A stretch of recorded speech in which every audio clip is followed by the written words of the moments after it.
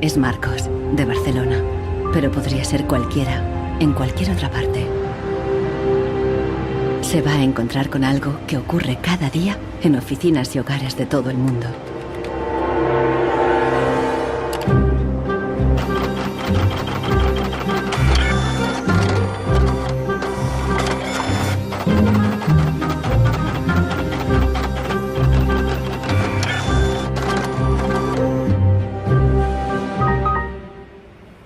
Una pieza de la impresora ha fallado y el fabricante recomienda llevarla al servicio técnico.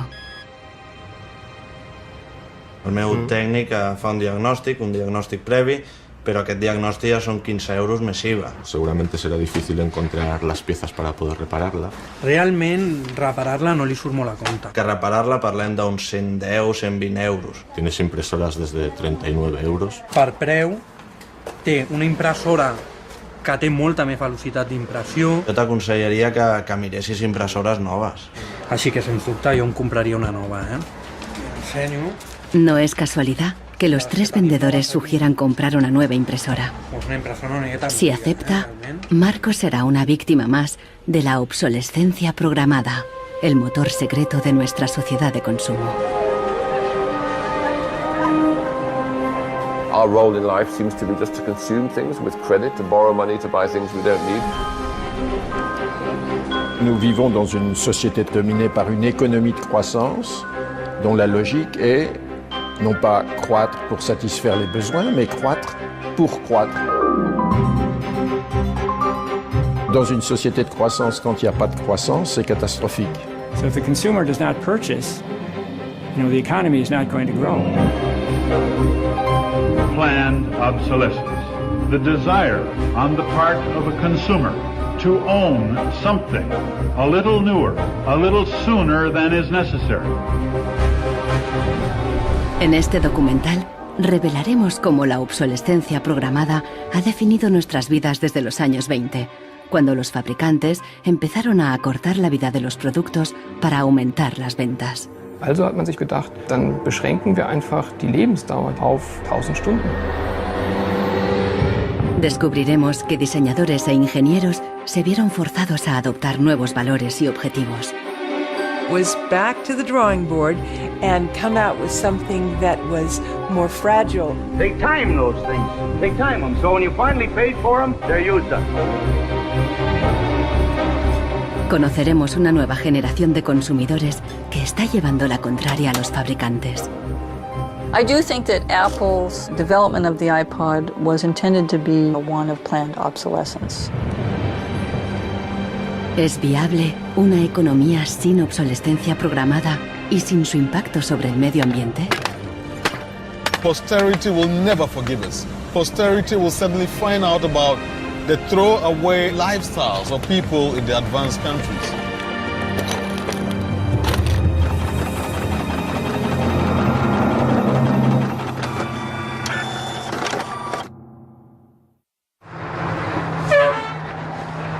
Welcome to Livermore, California, home of the longest burning light bulb in the world.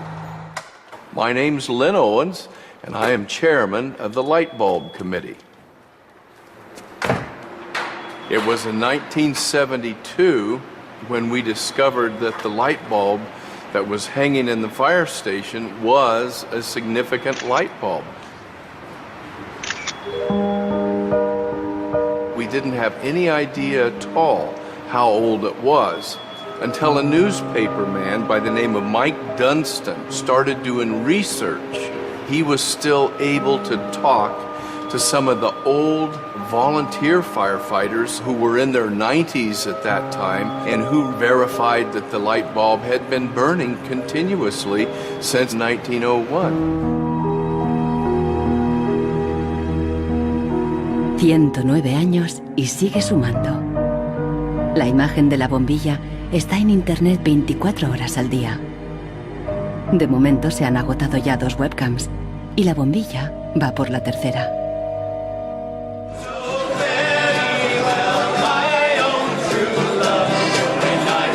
En 2001, cuando la bombilla cumplió un siglo, Livermore organizó una gran fiesta de cumpleaños al estilo americano. I think we were hoping if we would get 200 people, we'd be happy, and we ended up with 800 or 900 people showing up.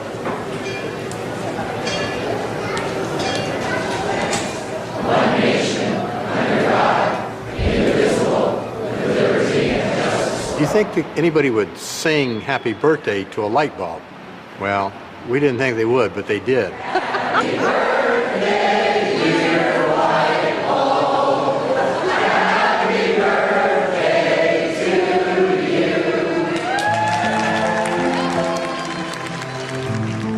The origin of the bulb was, it was produced in a town called Shelby, Ohio, back around 1895 and put together by some very interesting ladies that I have some pictures of and some gentlemen that invested in the company.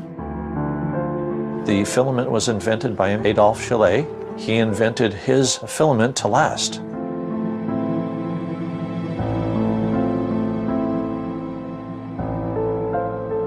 Why does his filament last? I don't know. It's a secret that he made and that died with him. La fórmula para un filamento de larga duración no es el único misterio en la historia de las bombillas.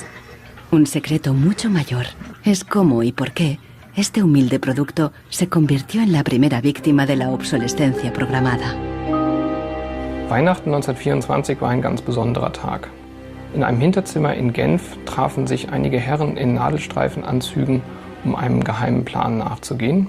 Sie gründeten das erste weltweite Kartell, das sich zum Ziel setzte, die Glühbirnenproduktion der gesamten Länder zu kontrollieren und den Kuchen namens Weltmarkt unter sich aufzuteilen. Dieses Kartell hat den Namen Phoebus. Phoebus incluía a los principales fabricantes de bombillas de Europa y de Estados Unidos, e incluso de lejanas colonias en Asia y África. Das Ziel ist gewesen, Patente auszutauschen, die Produktion zu kontrollieren und vor allem aber den Verbraucher zu kontrollieren. Es ist umso besser für diese Firmen, wenn der Verbraucher regelmäßig Glühlampen kauft, und wenn die Glühlampen lange brennen, ist das ein ökonomischer Nachteil. En un principio, la meta de los fabricantes era una larga vida para sus bombillas. On October 21st, 1871, numerous experiments resulted in the production of a small unique lamp of comparatively enormous resistance. The filament being under conditions of great stability after the... En 1881, Edison puso a la venta su primera bombilla. Duraba 1500 horas. En 1924, cuando se fundó el cártel Phoebus, se anunciaban con orgullo 2500 horas de vida útil y los fabricantes destacaban la longevidad de sus bombillas. Also hat man sich bei Phoebus gedacht, dann beschränken wir einfach die Lebensdauer dieser einzelnen Glühbirnen auf 1000 Stunden.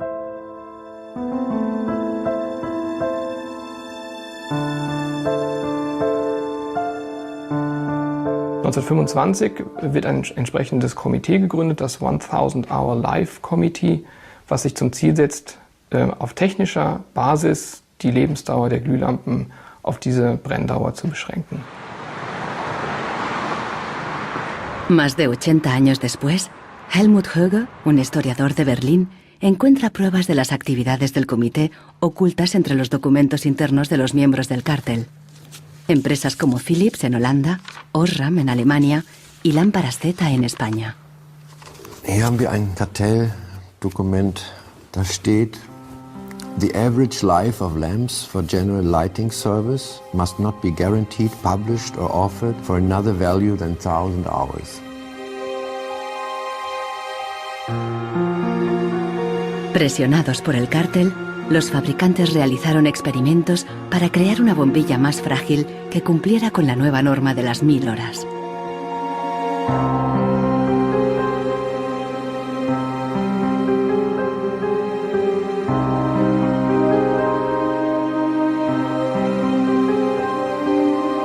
La fabricación estaba rigurosamente controlada para asegurarse de que se cumplía la norma.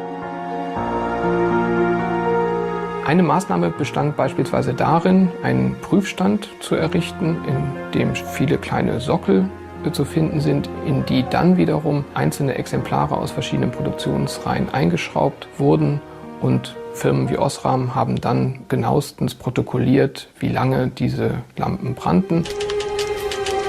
Phoebus creó una complicada burocracia para imponer sus reglas. Los fabricantes eran multados severamente si se desviaban de los objetivos marcados.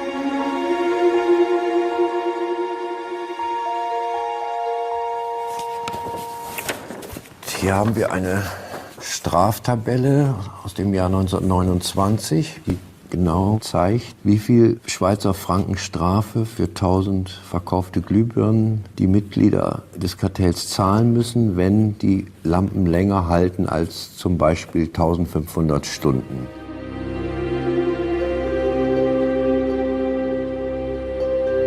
A medida que la obsolescencia programada surtía efecto, la vida útil empezó a caer. En solo 2 años pasó de 2.500 horas a menos de 1.500. En los años 40, el cártel ya había conseguido su objetivo. Una bombilla estándar duraba 1000 horas.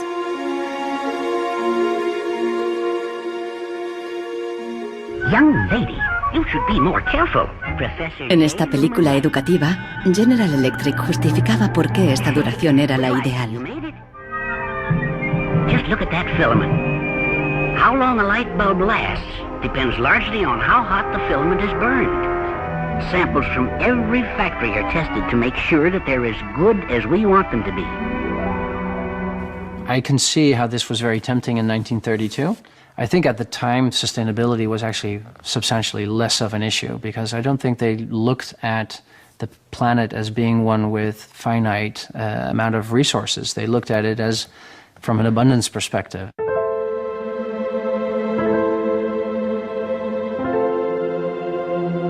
En 1942, el cártel salió a la luz. El gobierno americano demandó a General Electric y a otros fabricantes. Les acusó de competencia desleal, de fijar precios y de reducir la vida útil de las bombillas.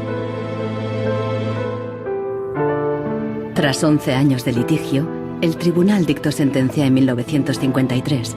Entre otras cosas, los jueces prohibieron a General Electric y a sus socios limitar la vida útil de las bombillas.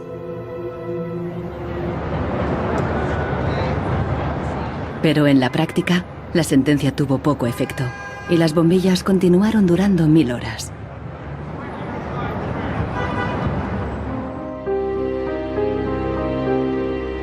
En las décadas siguientes se patentaron docenas de nuevas bombillas, incluso una que duraba 100.000 horas. Pero ninguna llegó a comercializarse. Offiziell hat es ja Phoebus eigentlich nie gegeben, wenn auch diese Spuren der Öffentlichkeit nie ganz verborgen gewesen sind. Die Strategie dahinter ist, sich in bestimmten Zeitabständen immer wieder umzubenennen. Dann heißt es mal internationales Elektrizitätskartell, dann mal wieder irgendein anderer Name. Entscheidend ist, dass diese Idee als Institution natürlich weiter besteht. Ironically, the light bulb has always been a symbol for ideas and innovation, and yet it's one of the early and best examples of planned obsolescence. Nichols Fox vive en un lugar perdido en las montañas de Virginia. Aquí escribe sobre el impacto social de la tecnología y a veces se atreve con la poesía.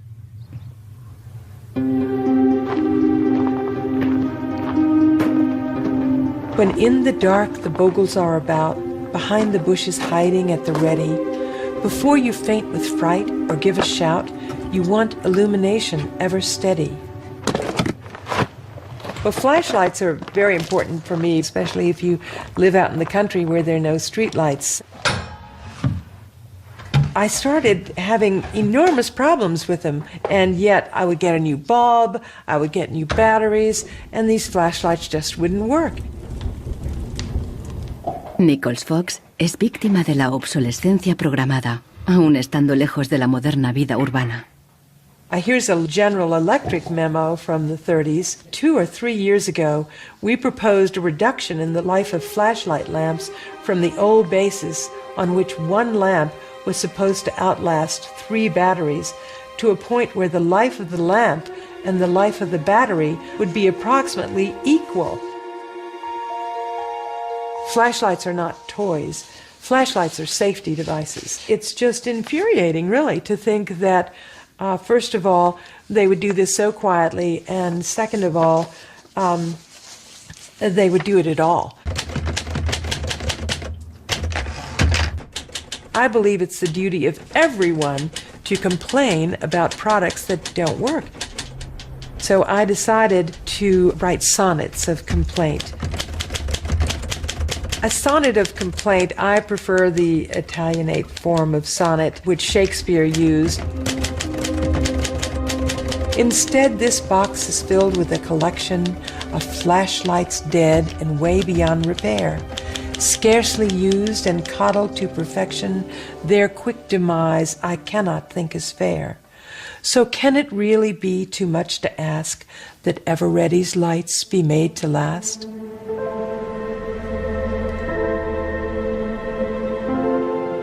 En Barcelona, Marcos ha ignorado el consejo de los vendedores de reemplazar la impresora.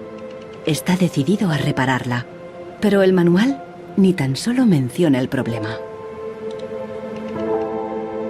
Buscando por los foros de internet, descubre que no está solo. Doncs hi ha molta gent als fòrums que té els mateixos problemes que jo, que té problemes a la impressora, no l'imprimeix, es bloqueja i no poden fer res. Passa amb diverses marques d'impressores.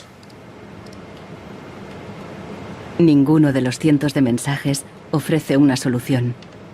Marcos está buscando una aguja en un pajar.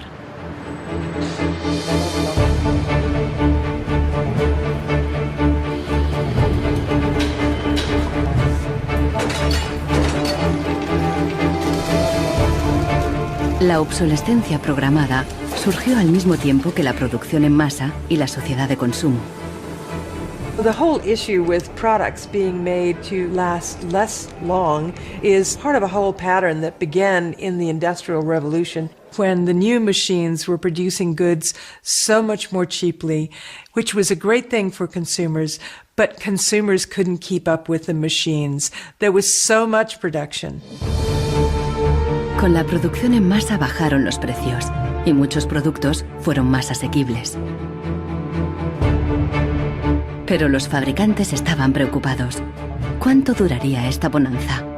¿Qué pasaría cuando todo el mundo lo tuviera todo?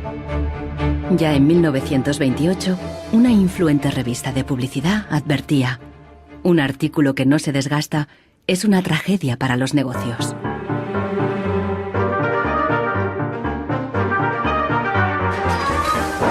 La tragedia afectó especialmente a Henry Ford, el padre de la producción en cadena. Para poner su modelo T al alcance del consumidor medio, Ford lo produjo en masa, a partir de un único diseño básico que ofrecía fiabilidad y durabilidad. It was this noisy, smelly, dirty Model T Ford that made women very unhappy, but the men treated like a piece of farm machinery. But it was the workhorse of America. La estrategia del modelo único fue un gran éxito, y a principios de los años 20, la mitad de los coches del mundo eran Ford T. Para superar a Ford, sus competidores de General Motors apostaron por una estrategia diferente, ideada por su presidente Alfred Sloan. En lugar de hacer el nuevo Chevrolet tan fiable y duradero como el modelo T, Sloan le dio un giro radical y fundamentalmente estético. Sloan put a new dress on it and gave a new lipstick and put it out on the market for slightly less than what the Ford Model T sold for. And because it was a prettier design than the Model T, it sold like hotcakes. So he realized that he didn't have to beat Ford at his engineering game. He could beat Ford at the design game.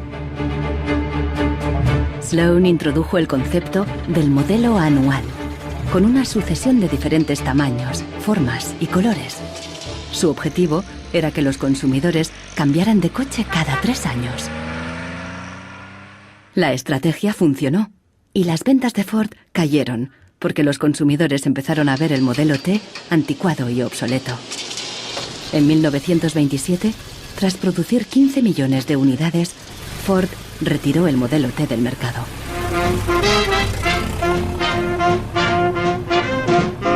A partir de entonces, adoptó la misma estrategia que General Motors, con nuevos modelos cada año.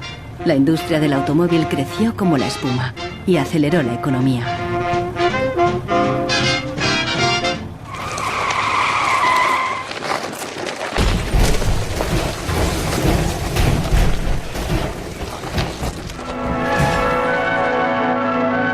En 1929, la crisis de Wall Street frenó en seco la incipiente sociedad de consumo y llevó a los Estados Unidos a una profunda recesión económica.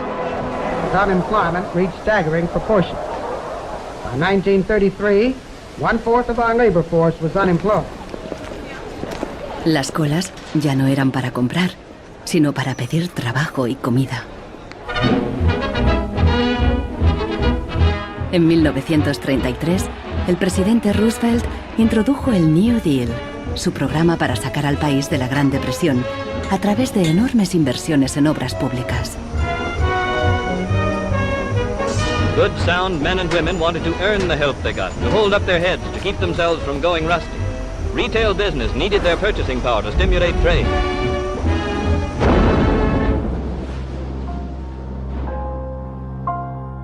Pero no todo el mundo confiaba en el New Deal. Desde Nueva York llegó una propuesta radicalmente diferente. Bernard London, un prominente inversor inmobiliario, sugirió salir de la depresión haciendo obligatoria la obsolescencia programada. Era la primera vez que el concepto aparecía por escrito. London planteaba que todos los productos tuvieran una vida limitada, con una fecha de caducidad, después de la cual se considerarían legalmente muertos. Los consumidores los devolverían a una agencia del gobierno para su destrucción. Quien se quedara un artículo después de caducado pagaría una multa. This forced expiration date would revive the consumerability and the need for more production of such consumer products as something great. I thought it was a great idea.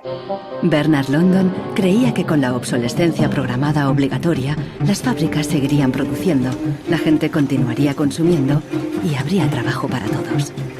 He was trying to achieve a balance between capital and labor where there would always be a market for new goods. So there would always be a need for labor and there would always be a reward for capital.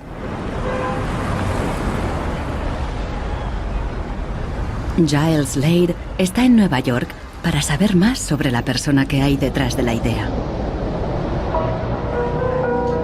London era judío y llegó a Estados Unidos desde Europa del Este a principios del siglo XX. Entró en el negocio inmobiliario y ganó millones con numerosos proyectos de construcción por todo Nueva York. He was a man who was inclined to make money. He was a capitalist. But he was also a man who was a philanthropist. He looked out for the good of his fellow man. Participó en muchos proyectos de beneficencia, especialmente en escuelas para niños judíos pobres. No queda claro si con la obsolescencia Bernard London pretendía maximizar los beneficios o bien ayudar a los parados. Giles Slade se pregunta sobre sus motivaciones personales y ha localizado a alguien que le conoció. I have a picture of Bernard London and You do? Well, I think so, and I wonder Oh, if I don't believe I wonder if it. you'll be able to recognize him. He's there. Oh, in don't tell me which one he Okay, is. And okay. let's see. Ah, isn't that interesting? Yes. Definitely intellectual looking. And you met Bernard London in 1933. When I was about 16, 17, my dad and mother had this big Cadillac car, which was the size of a Zeppelin. Mother was driving like a chauffeur. Dad was in the front, and Mr. and Mrs. London were in the back of the big limousine. Dad said that Mr. London should explain his philosophy to me. He's a very interesting man. And he just told me in a few words that that was his idea to reduce the Depression. We were in an economic mess, worse than today even.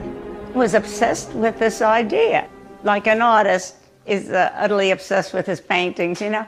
He actually whispered to me in the car, afraid that his theory might be too radical. De hecho, la idea de Bernard London pasó inadvertida y la obsolescencia obligatoria nunca se puso en práctica.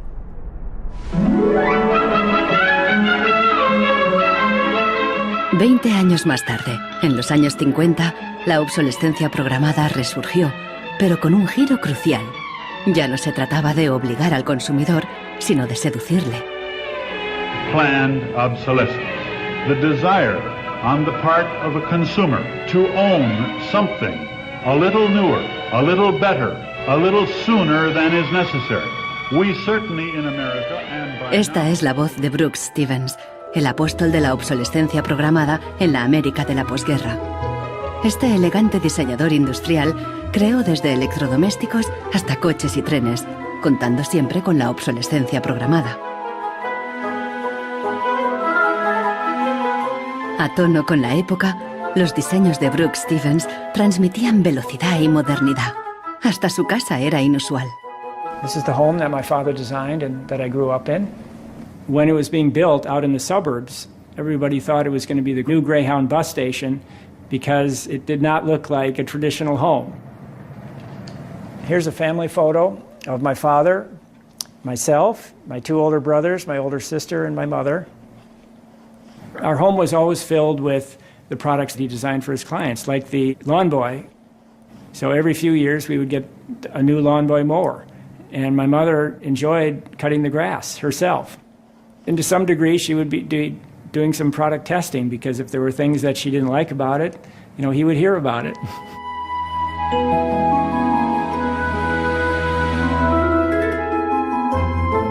One of the most important things that my father felt always in designing a product is that it made a statement. He detested products that were bland and really did not, create any desire within the consumer to inspire the purchase.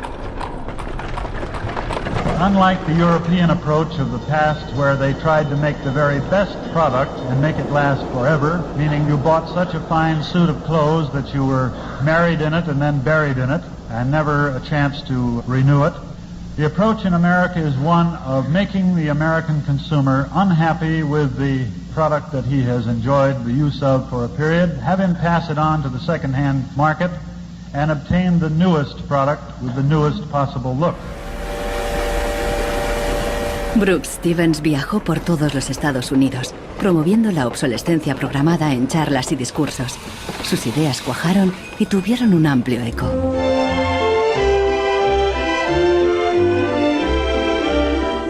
Women and men alike are increasingly interested in the look of things. They eagerly give their attention to what's new and beautiful and advanced. Oldsmobile's elegant golden rocket. Sports Outfit by Pat Primo of Los Angeles.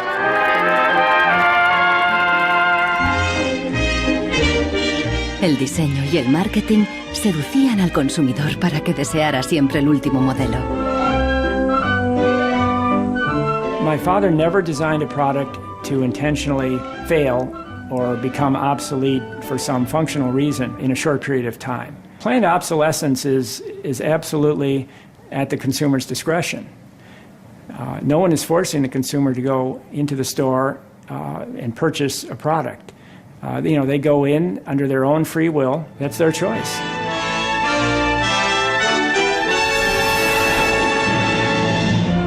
Libertad y felicidad a través del consumo ilimitado.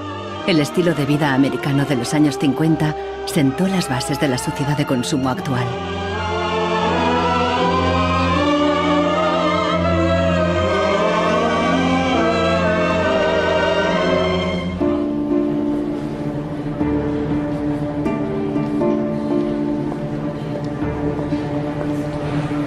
See, without planned obsolescence, these places wouldn't exist.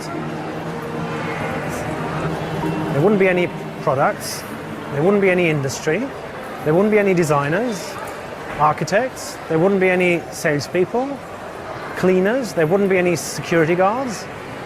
All the jobs would go. La obsolescencia programada está en la raíz del considerable crecimiento económico que el mundo occidental ha vivido a partir de los años 50. Desde entonces, el crecimiento ha sido el santo grial de nuestra economía. Nous vivons dans une société de croissance dont la logique est non pas croître pour satisfaire les besoins, mais croître pour croître, croître à l'infini, faire croître sans limite la production et pour justifier cette croissance de la production, faire croître sans limite la consommation.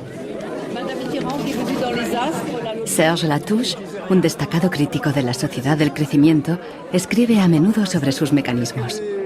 Au fond, il y a trois instruments fondamentaux qui sont la publicité, l'obsolescence programmée et le crédit.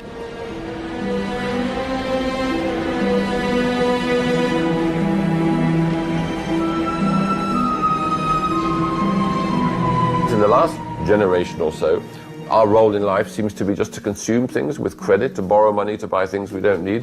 That makes no real sense to me at all.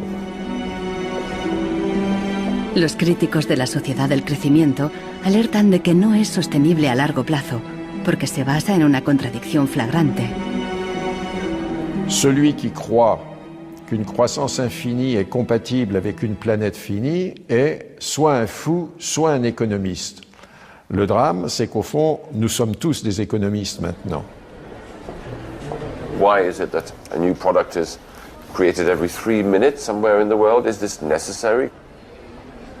I think a lot of people have realized that things need to change when they're being told by politicians to go shopping or to start consuming as the best way to restart the economy. On peut dire qu'avec la société de croissance, on est embarqué dans un bolide qui désormais manifestement n'a plus de pilote, qui va à toute allure et dont on peut prévoir le destin qui est soit de se fracasser contre un mur, soit de sombrer dans un précipice.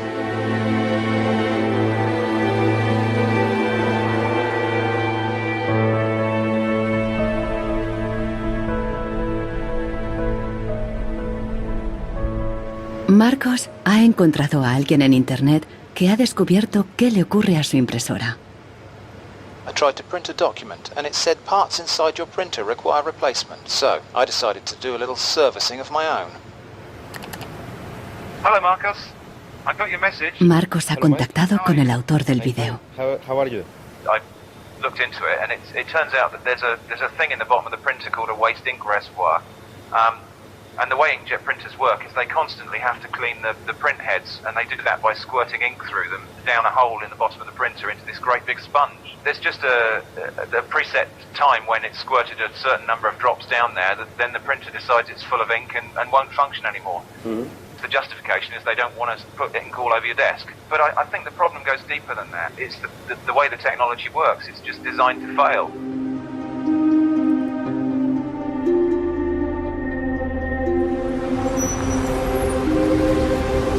¿Es ético diseñar un producto para que falle? ¿Qué opinan los diseñadores y los ingenieros de la obsolescencia programada? Giles Slade está investigando cómo reaccionaron cuando el concepto se extendió. In the 1950s, there's a debate among engineers about whether or not they should be deliberately death dating products, and most of the debate is framed in a magazine called Design News. Las empresas querían que se acortara deliberadamente la vida útil de los productos mediante el diseño técnico.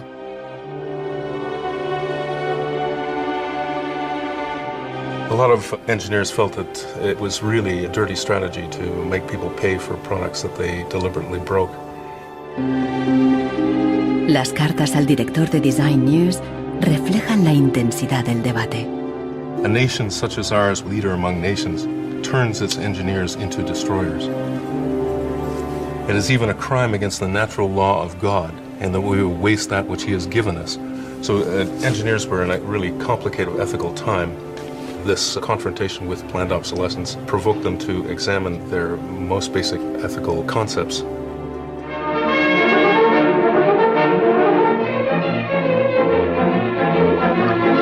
El dilema no se ventiló solo en las revistas de ingeniería. En un clásico del cine británico de 1951, un joven y emprendedor químico inventa un hilo que repele la suciedad y no se desgasta. El químico cree que ha conseguido un gran progreso.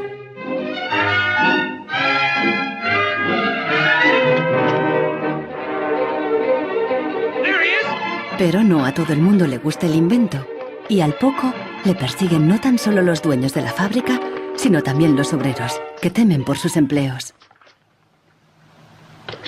Well, that's really interesting, and it reminds me of something that actually happened in the textile industry. En 1940, el gigante químico DuPont presentó una fibra sintética revolucionaria, el nylon. Se formaron largas colas para comprar las nuevas y duraderas medias. There's a picture in here of me in tights. I think I've got one. Oh yes, here it is. Stockings were a big issue in the 50s and the 60s. You had to wear them. To go out without stockings was really quite shocking.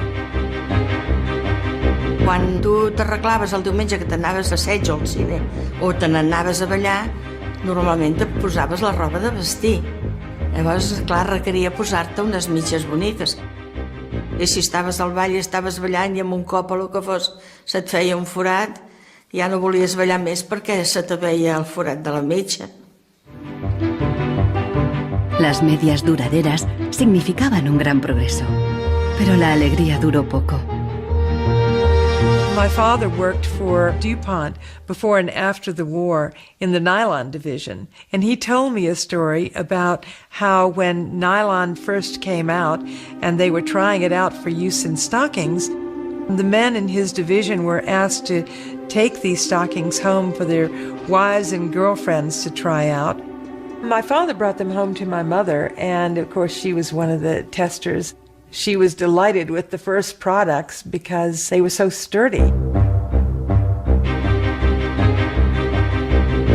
Los químicos de DuPont tenían motivos para estar orgullosos. Incluso los hombres admiraban la resistencia de las medias de nylon. The problem was that they worked too well. They lasted too long. The women were very happy with the fact that they didn't get runners in them.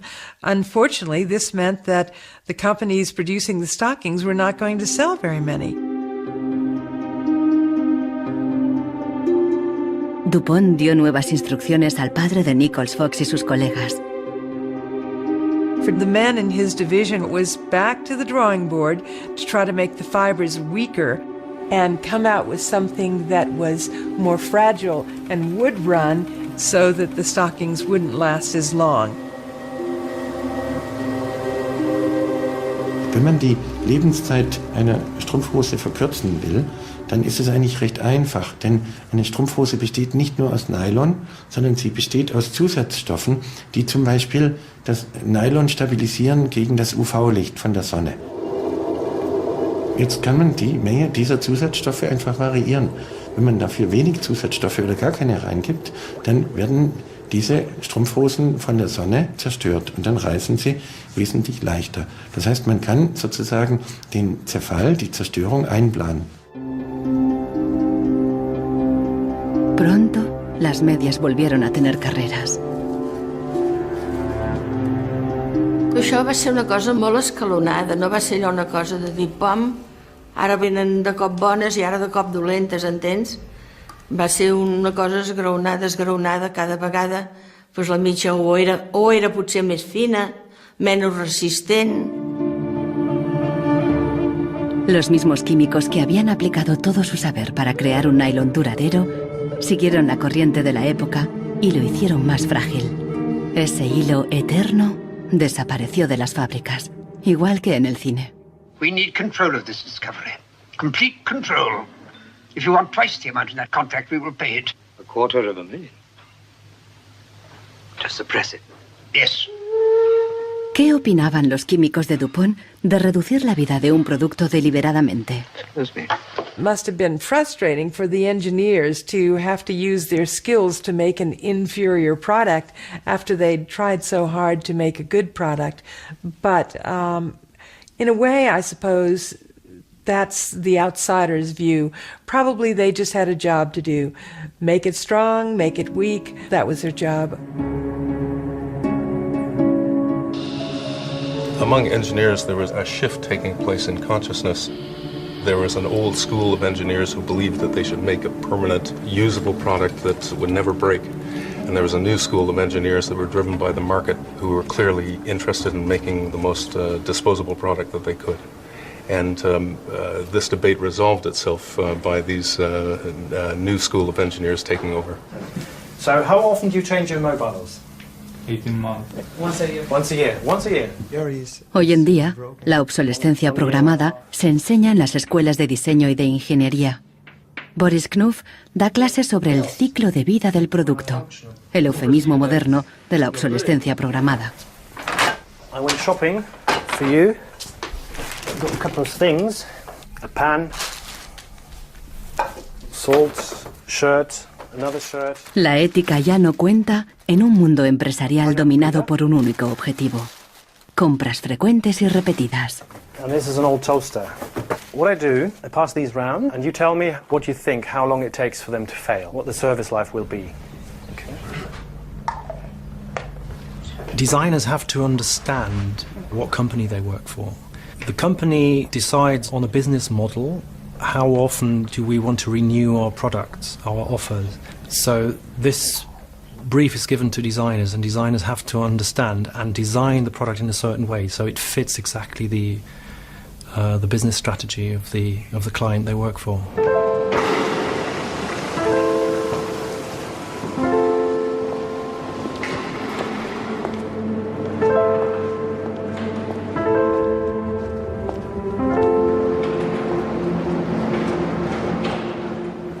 Consultando manuales de instrucciones, Marcos se da cuenta de que los ingenieros determinan la vida útil de muchas impresoras al diseñarlas.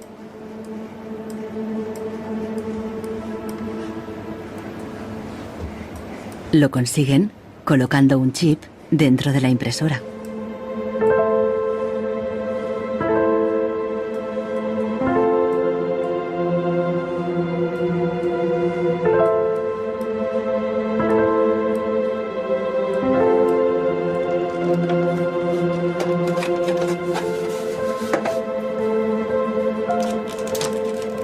Hi ha trobat el xip, que és una EEPROM, que és un xip on es guarda una compta d'impressions. I quan s'arriba a una determinada compta és quan es bloqueja la impresora i deixa d'imprimir. Ahora que ha descubierto al culpable, Marcos intentará poner en marcha de nuevo su impresora.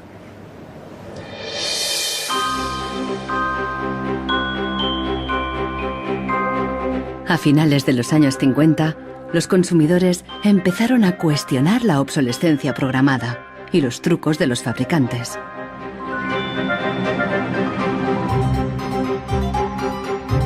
La Asociación de Consumidores de Estados Unidos puso a prueba la vida útil y la durabilidad de numerosos productos. La asociación publicó los resultados en su revista, de creciente tirada e influencia. También empezó a presionar para conseguir protección legal para el consumidor. 20 años después, la asociación ganó una importante batalla contra la obsolescencia programada al promulgarse las primeras leyes sobre la garantía.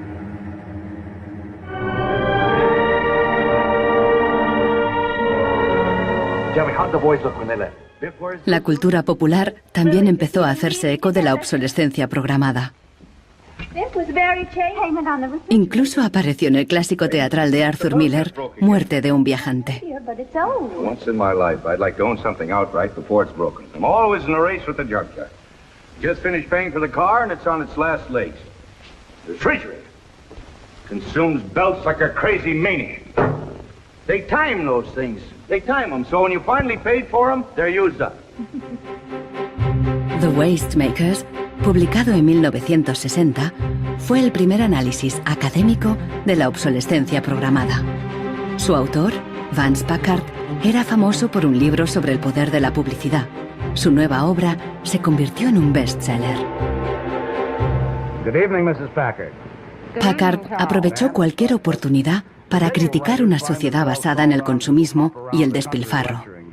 I have a feeling that we're in for some grim days ahead. I think the over-commercialization of American life is starting to change our American character in some ways that disturb me. I think we're becoming more self-indulgent as a people. And I think to some extent we're being encouraged to be more self-indulgent. Well, that's kind of a grim prophecy. Well, I wish I could be more cheerful. Los críticos de la sociedad de consumo vieron sus fallos, pero no se propusieron una alternativa radical, porque en aquella época ya existía una, al otro lado del telón de acero.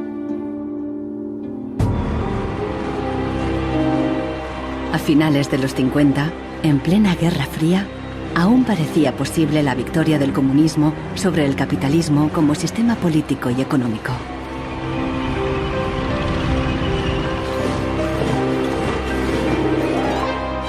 La economía comunista no se basaba en el libre mercado, sino que estaba planificada por el Estado. Era poco eficiente y sufría una falta de recursos crónica. En ese sistema, la obsolescencia programada no tenía ningún sentido. En la antigua Alemania del Este, la economía comunista más eficiente, las normas estipulaban que las neveras y las lavadoras debían funcionar durante 25 años.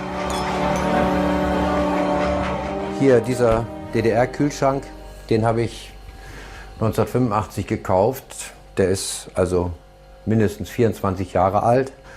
Und die Glühbirne ist ebenso alt, habe ich noch nie ausgewechselt. Die ist also auch schon fast 25 Jahre alt. En 1981, una fábrica de Berlín Este empezó a producir una bombilla de larga duración. Da oben war die zentrale Prüfstelle für die Lebensdauer von Glühbirnen.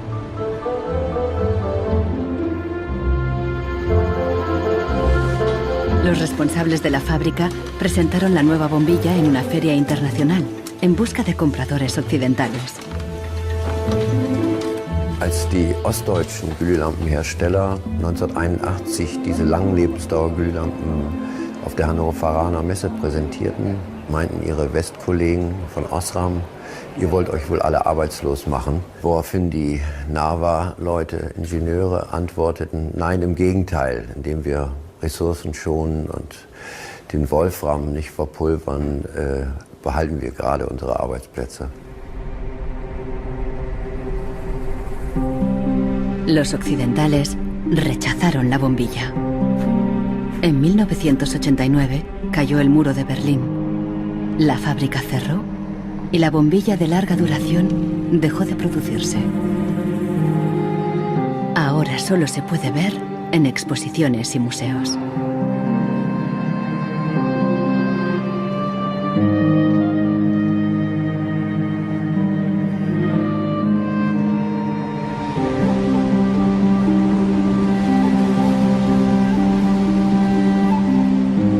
Veinte años después de la caída del muro de Berlín, el consumismo desenfrenado se da tanto en el este como en el oeste.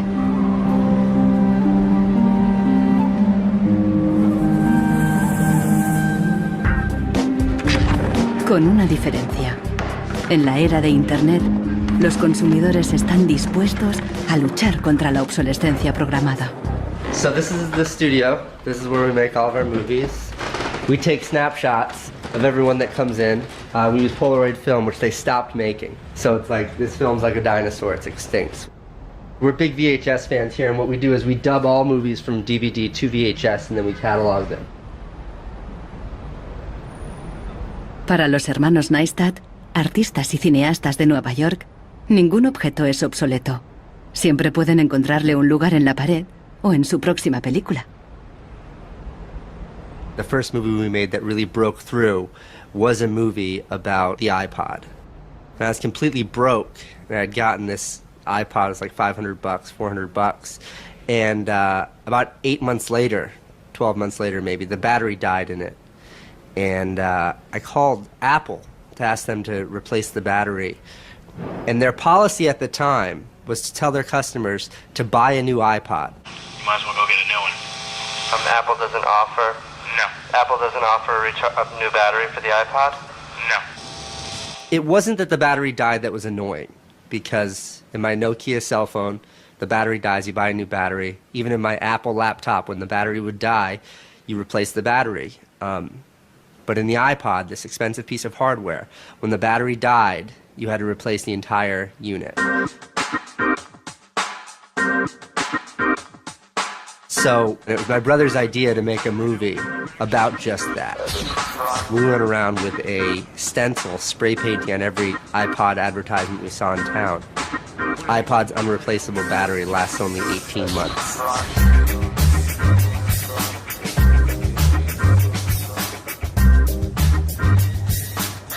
We put the video on our own little site, iPodsDirtySecret.com. In the first month, 6 weeks, it was at 5-6 million views. And the site went absolutely bananas.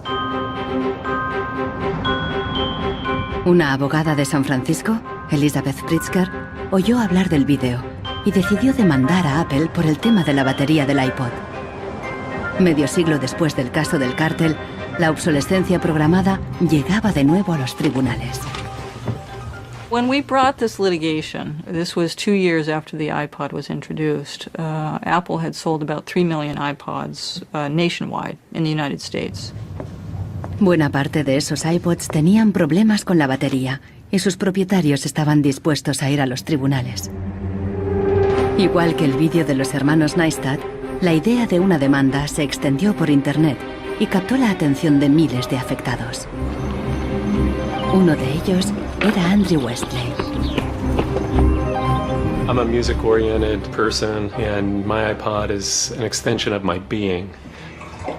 I bought it actually to hold my music while I traveled transcontinental, and I think on the first flight between San Francisco and New York, if I'm remembering it correctly, the battery had drained before we actually took off on the runway. We selected from amongst the consumers who had called us individuals who would serve as representatives in a class action. A class action is really a device that's fairly unique to the United States, where a small group of people stands in the shoes of a large group to bring one claim before a court. My role in that case was as class representative on behalf of thousands, maybe tens of thousands of people. The case came to be known as Westley versus Apple. When my friends and family learned that this was a major case, they thought I was, becoming a radical. Here I am going to sue, I was the next Erin Brockovich. En diciembre de 2003, Elizabeth Pritzker presentó la querella ante el Tribunal del Condado de San Mateo, a un tiro de piedra de la sede central de Apple.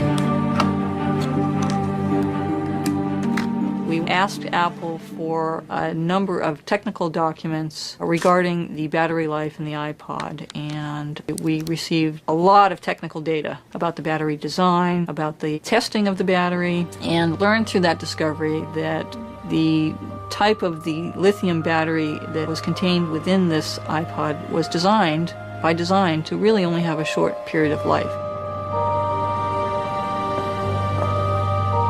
I do think that Apple's development of the iPod was intended to be one of planned obsolescence. El caso nunca llegó a juicio. Después de meses de tensión, las dos partes llegaron a un acuerdo. Apple creó un servicio de recambio de las baterías y prolongó la garantía a 2 años. Los querellantes recibieron una compensación. Andrew Westley aceptó un descuento de $50 para un nuevo producto Apple. They retained me as a customer. I bought an expensive laptop, and so I couldn't help but think that in the end, really, the benefit of my specific settlement really was Apple's benefit. One thing that really bothers me personally is that Apple really promotes itself as a young, hip, forward-thinking company, and for a company like that not to have a good environmental policy that allows consumers to return products for proper recycling and disposal is really counterintuitive and counter to their message.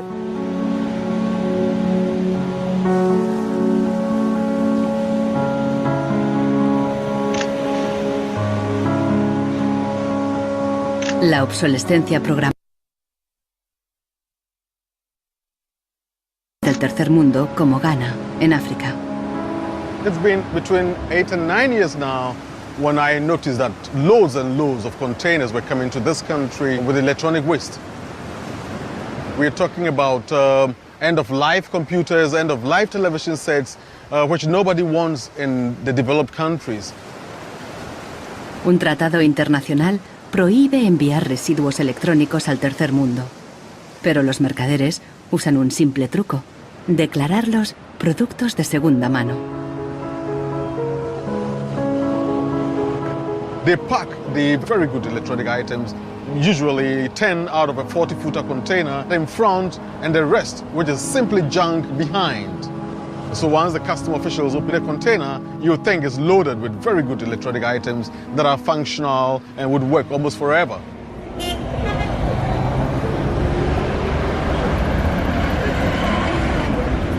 Los contenedores se descargan cerca del puerto donde comerciantes ganeses compran cualquier aparato que funcione o que se pueda reparar. De aquí, los llevan a la capital, Accra. En Ghana, si algo se puede reparar, no se tira así como así. Andrew Obusu compra ordenadores de segunda mano de Europa y los repara. This machine is from Spain. I check this machine and then get to find out that the hard disk is not working. Then I change the hard disk, the one that's working. And then this one to the fault was from the VGA. Yeah, I changed the VGA, it was working. If I find out where the fault is, it takes about 30 minutes, 20, 10. Obusu vende estos ordenadores a estudiantes, escuelas y pequeñas empresas. No entiende la mentalidad de usar y tirar de los países desarrollados. But here Africa, it's not easy. Before a fellow gets computer, it's not easy. So that person will just throw it away. He will service it.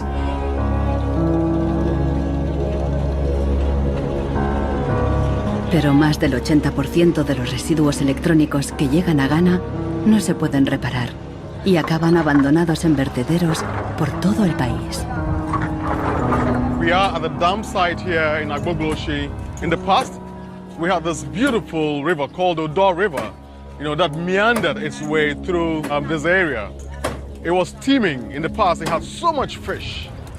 So we actually attended a school not very far away from here. So we'd come play football and hang around the river.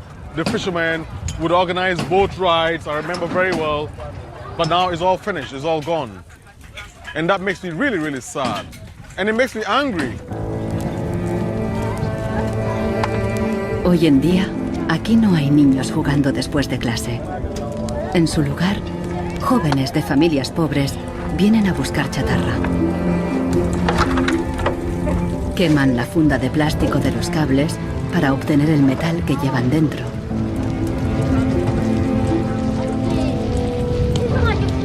We get some from the computer, TV, and then the machines. The work is not good. Sometimes we get diseases like coughing. But sometimes it's some glass catch. If evening time you can sleep and stand up. Los niños más pequeños rebuscan en los restos para encontrar cualquier pequeño trozo de metal que los mayores hayan olvidado. Los chatarreros compran este metal y lo revenden a países en crecimiento económico.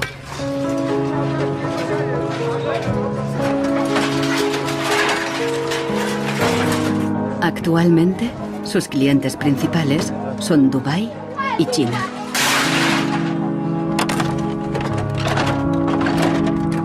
Some of those behind the shipment have said that Well, we're trying to bridge the digital divide between Europe, America, and then the rest of Africa and Ghana, of course.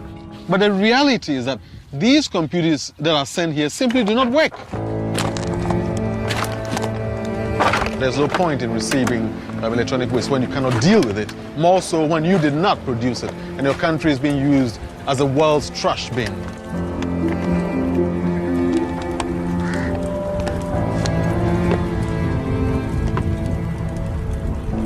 The trash that for so long in the industrial age has been hidden from view is now coming into our lives and we can actually no longer easily avoid it. The waste economy is reaching its last legs because they don't physically have anywhere else to put the waste. Planned obsolescence, what I understand of it, is it has been driven because there are economical incentives to do so. It is more interesting for a company to build a product that doesn't last longer than 3 years or 1,000 hours, because then it can sell more products. I think in the course of time, we've come to realize that the planet that we're living on cannot sustain that forever. There's a limit to natural resources, and there's a limit to energy resources that we have. Posterity will never forgive us. Posterity will suddenly find out about the throwaway attitudes, the throwaway lifestyles of people in the advanced countries. Gente de todo el mundo ha empezado a actuar contra la obsolescencia programada. Mike Anane lucha desde el final de la cadena. Ha empezado recopilando información. This is where I keep the e-waste that have asset tags or property tags. This says Amu Center Nordvest Zeeland. It's from Denmark. This is from Germany, sent here simply to be dumped. Westminster College, Leeds City Council, also in the UK. This is from Italy. Apple should know better. It's a company that claims to be so green. There's a lot of Apple products that are being dumped here. I have a database that contains the asset tags, the contact addresses, telephone numbers of the companies that owned the electronic waste that have been dumped in Ghana. Mike piensa convertir esta información en pruebas para una denuncia ante un tribunal. We need to take some action, some punitive measure. We need to sue people so they stop dumping e-waste in Ghana. We have in the United States several models of legislation that I think could be adapted in this area. We have, for example, the Clean Air Act, the Clean Water Act. That type of legislation easily could be adapted to electronic or manufacturing process where you are requiring manufacturers who produce products to ensure that they are disposed of in a way that is environmentally friendly. I think that we've got to stay on top of it. We've got to absolutely band together. We've got to use the internet, we've got to blog about it, and we've got to band together the strength in numbers, and that's the only way to change it.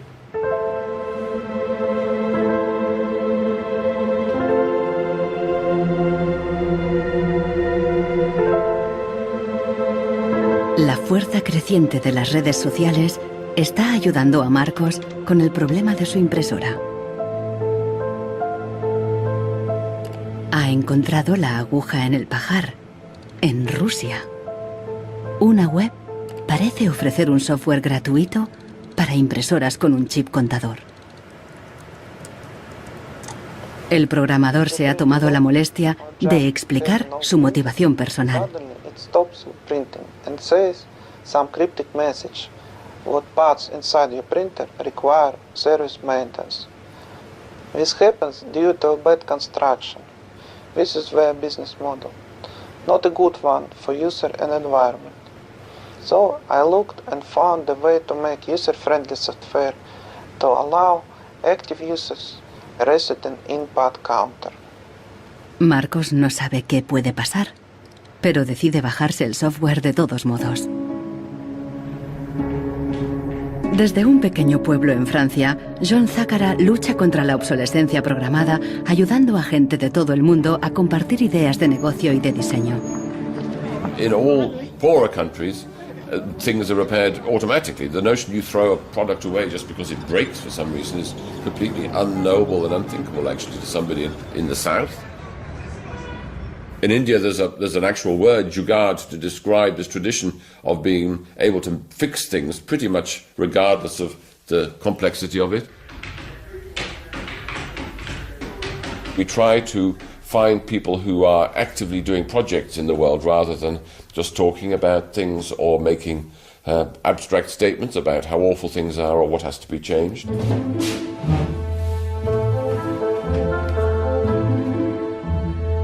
Uno de ellos es Warner Phillips, descendiente de la dinastía de los fabricantes de bombillas.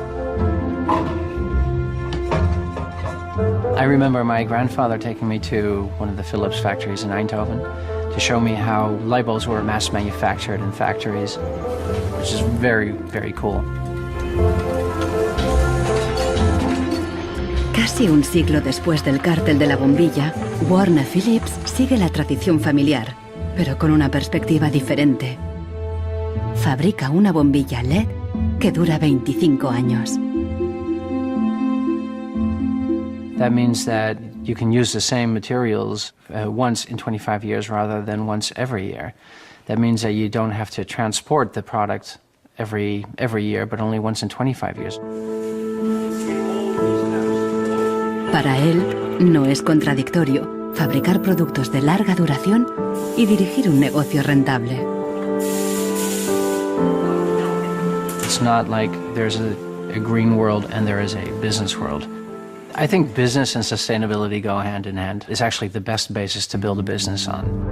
And the only really real way to do that, I believe, is to factor in the true costs of the resources that have been used, but you also look at the energy consumption. You also look at the indirect energy consumption of transportation. Si on faisait vraiment payer aux transporteurs le coût réel du transport, sans parler du fait que le pétrole est une ressource non renouvelable et pour lequel on n'a pas vraiment de substitut, je dirais que le prix du transport devrait être multiplié par 20 ou 30. Avec un prix du kilomètre transporté multiplié par 20 ou 30, ça changerait beaucoup de choses. Una simple bombilla sería mucho más cara si su precio incluyera todos los costes ocultos, materias primas, emisiones de carbono y el impacto ambiental de la producción y el reciclaje. If you factor all of that into every product that you manufacture, then there will be huge incentives for manufacturers and entrepreneurs all over the planet to make products that last forever. También se puede luchar contra la obsolescencia programada replanteando la ingeniería y la producción de los productos. Un concepto nuevo, de la cuna a la cuna. Afirma que si las fábricas funcionaran como la naturaleza, la propia obsolescencia quedaría obsoleta. Wenn man über Umweltschutz redet, meint man bei uns immer sparen, verzichten, vermeiden, reduzieren, Nullabfall, weniger schädlich. Wenn man sich die Natur aber im Frühling anschaut, ein Kirschbaum, kein Sparen, kein Verzichten, kein Vermeiden. El ciclo natural produce en abundancia, pero las flores caídas y las hojas secas no son residuos, sino nutrientes para otros organismos. Die Natur kennt keine Abfälle, sondern sie kennt nur Nährstoffe. Braungart cree que la industria puede imitar el ciclo virtuoso de la naturaleza y lo demostró al rediseñar el proceso de producción de una fábrica textil suiza. Wenn man zum Beispiel so einen Stoff hat, dazu ein Sofa damit bezieht oder einen Stuhl, dann sind die Zuschnitte, was man abschneidet, so giftig, dass es als Sondermüll entsorgt werden muss. Braungart descubrió que la fábrica usaba, por inercia, cientos de tintes y productos químicos altamente tóxicos. Para fabricar los nuevos tejidos, Braungart y su equipo redujeron la lista a solo 36 sustancias, todas biodegradables. Wir suchen jetzt alle Zutaten raus, dass man sie auch essen könnte. Das heißt, Sie können die klein schneiden und in Müsli packen, wenn Sie wollen. Braungart cree que el concepto de la cuna a la cuna es aplicable a cualquier proceso industrial. Wir können alles nochmal neu erfinden, sodass es entweder biologisch nützlich ist oder technisch nützlich ist. Wenn man eine Müllgesellschaft hat, ist jedes kurzlebige Produkt natürlich ein Müllproblem. Wenn es aber eine Gesellschaft ist, die Nährstoffe macht, ist jedes kurzlebige Produkt wieder eine Chance, etwas Neues zu machen. Para los críticos más radicales de la obsolescencia programada, no basta con reformar los procesos productivos. Quieren replantear nuestra economía y nuestros valores.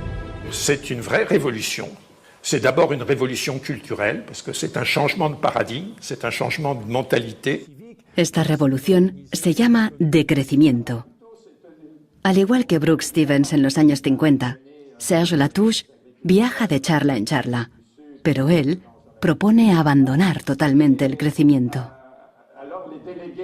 La décroissance, c'est un slogan provocateur qui a pour fonction de rompre avec le discours un peu euphorisant de la croissance possible, infinie, soutenable, et donc pour marquer la nécessité de changer de logique, de sortir de cette logique de la démesure. L'essentiel du programme, en quelque sorte de la décroissance, tient en un mot réduire. Réduire notre empreinte écologique, réduire nos gaspillages, notre surproduction, notre surconsommation. Réduisant la consommation, en réduisant la production, mais en libérant du temps libre, on peut développer d'autres formes de richesse qui ont l'avantage d'être, de ne pas s'épuiser quand on les consomme, comme l'amitié, le savoir. We increasingly rely on objects to give us a sense of self-esteem and identity. It's partly the consequence of the breakdown of things that used to give us identity, like membership of a community or relationship to the land, or all sorts of soft and social things which have been replaced by consumerism. Si le bonheur dépendait du niveau de consommation, on devrait être dans la félicité absolue, parce que nous consommons 26 fois plus que du temps de Marx, mais toutes les enquêtes montrent que les gens ne sont pas 20 fois plus heureux, peut-être même qu'il y a une relation inverse au-delà d'un certain seuil, entre la croissance de la consommation et la croissance du sentiment de bonheur, parce que le bonheur est toujours quelque chose de subjectif, évidemment. Los críticos del decrecimiento temen que destruirá la economía y nos llevará de vuelta a la edad de piedra. Revenir à une société soutenable, c'est-à-dire une société dont l'empreinte écologique ne dépasse pas une planète, eh bien, ça n'est pas revenir à l'âge de pierre, c'est revenir, toutes choses égales d'ailleurs, pour un pays comme la France, aux années 60. Ça n'est pas vraiment l'âge de pierre. On peut dire que la société de décroissance réalise la vision de Gandhi qui disait le monde est assez grand pour satisfaire les besoins de tous, mais il sera toujours trop petit pour satisfaire l'avidité de quelques-uns.